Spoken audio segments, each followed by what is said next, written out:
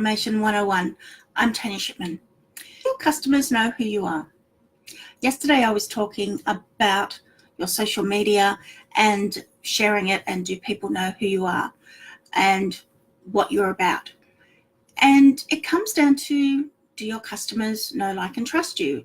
Do your customers have an idea of what your beliefs are? Do they have an idea of what your business is all about? And if your customers don't know you, why? Is that your business model? Letting your customers know who you are continues the theme of this week, which is about, hi Michael, nice to see you join in, continues the theme of being the real you. For many years online, it was don't give away your secrets. It was all about keeping yourself private, business separate from personal. But customers don't want that anymore. Customers want to know that you care about them. Customers want to know a little bit about you. As I said, what are you interested in? Who are you? What are your beliefs in terms of just about everything that goes on? Because people are choosing who they follow, who they buy from, based on ethics, appearance, support, how giving you are, how much of an influencer you are.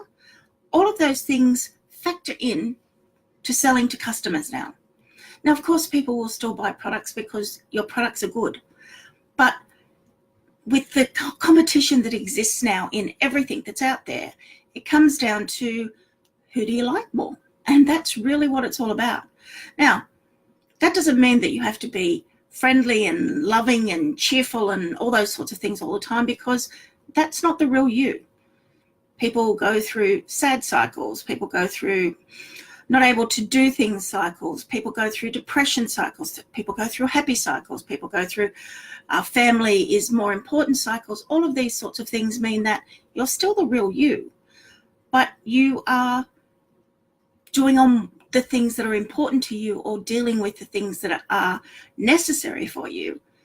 But when you've built a rapport with your clients, when they know that the real you is you, they're willing to accept change. They're willing to wait. They're willing to give you that extra 5 minutes necessary to watch a Facebook Live, or to ask you, when is your product coming out? XYZ is bringing out something similar the week before. Actually, I think yours is better. I'll wait for it. When your customers know who you are, that like, trust factor is incredibly important. When they know who you are, when it comes time to, who will I buy something from, they'll look for your email, or they'll look for your post on Facebook, or they'll look or even contact you personally to say, hey, are you selling, promoting, do you have an affiliate link for? All of those things add to your, I suppose, your reputation, the belief that you're doing the right thing by your customers, because they know who you are. They know that you are somebody they trust. They know that if you're recommending something, it's because you've looked at it yourself, or the people who are putting it out and you trust them. They know that if you're recommending products, it's because you use them yourself. All of those sorts of things, so that you're not just throwing products at them for the hope of making money. You're building a tribe, band of people who think similar to you, a network, all those sorts of words that imply it's us. Are you part of us? Or are you one of us? And all of that becomes really, really important, because when your customers know who you are, they are more forgiving. They're more likely to buy from you. They're more engaged with you. They're more likely to say, hey, what are you doing? When's something coming out? They're more likely to join your Facebook groups. They're more likely to follow you on Twitter. They're more likely to look at your YouTube channel. All these sorts of things, all of which builds up that they're also more likely to recommend you. So all the money that you're spending on advertising might be better put into letting people know who you are so that they do the advertising for you. So-and-so is putting out a product. Hey, I know that person. They're really, really good. That's what your customers will be doing for you on Facebook groups and all the different platforms where people can be talking to each other. They will be saying, hey, I know that person. They're really good. I haven't seen their product yet, but I buy everything that they put out. And we've all gone through that period. There's somebody, no matter what they put out, you buy because you know the value is there. And it doesn't matter whether it's $7, $17, $47, $97, $9.97. You know that you can trust them because you know them. You feel that you know them. And that's what you want your customers to feel about you. Hey, Eric, thank you very much for saying that. So, and the only way you can build this is by being the real you. Don't fake it till you make it. Don't pretend that you know what you don't know. One of the reasons I do my thank you very much, Michael.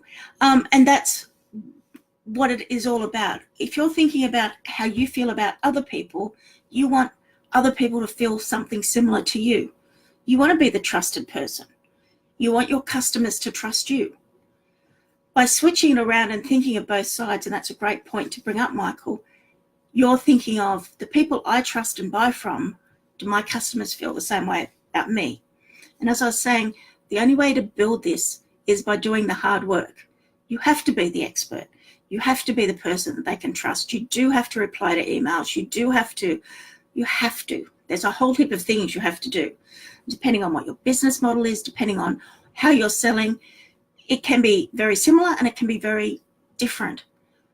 But it comes down to, if I need something, can I go to that person and will they deliver as much as possible? Are they going to always over deliver? Are they always going to be honest with me?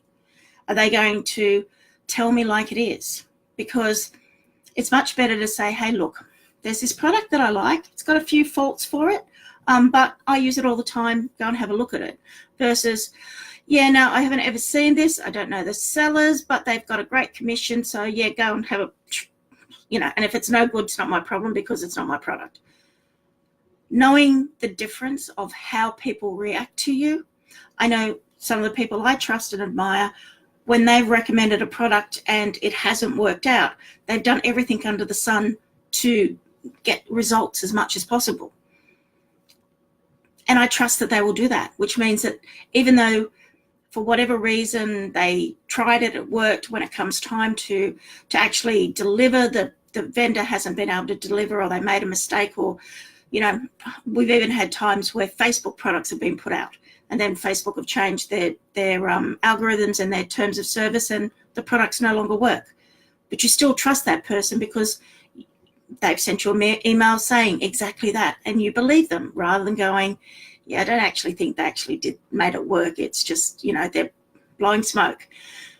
You know that they've done everything possible, and whoever they've recommended they believe will have done everything possible, because your customers know who you are, and they know that whatever reason it didn't work, because you're going to always be honest with them, and you're always going to be ethical, and you're always going to be doing the best for them. If your customers don't know who you are, yes, you can sell maybe one product to them. And if you don't then build or give away something for free, or get them to join your group, but if you don't keep giving to them all the time in terms of letting them know who the real you is, if you pretend that you're something you're not, you're going to fall out, because it's impossible to be an actor all the time. And that's what you're doing when you're pretending to be somebody else. You're acting as somebody different. You can't do it 24/7. Something will show up on Facebook or Reddit or Twitter or YouTube or Pinterest or LinkedIn or wherever it might be, and people go, that doesn't sound like that person. And then the cracks will start to appear, and you will have lost that customer forever.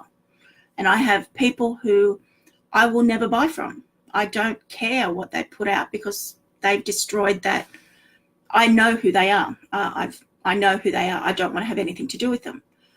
On the other side of it, there are people who I will always respect. I will listen. I will look at what they're offering because they've always done the right thing by me, and I have a feeling how they are. And a lot of that is by sharing personal life, it's sharing business life, it's sharing your beliefs. And that all makes a big difference so that your customers know who you are. So, if you're faking it till you make it, look at your business model and is it sustainable? If you've got no idea what you're doing, but some guru told you this course will make you an expert, finish the course, speak to the guru, find somebody who's done it and made it work, and then make yourself an expert in it. Use the time, make it, and have it happen.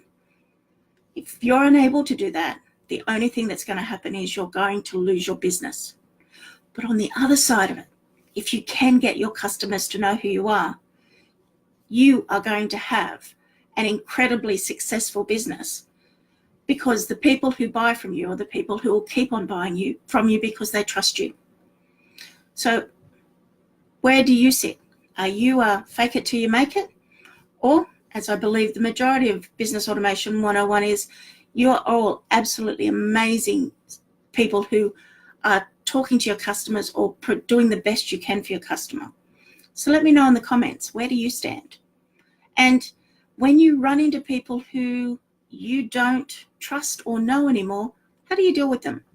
Let me know in the comments. I'd love to hear what you're thinking about this, what you thought about this video. Like it, let other people know about it, let other people know about the group. I'm continually trying to grow it. We've hit 750, I want to hit 1,000. So if you want to share this group and let people know to join, I'd love that.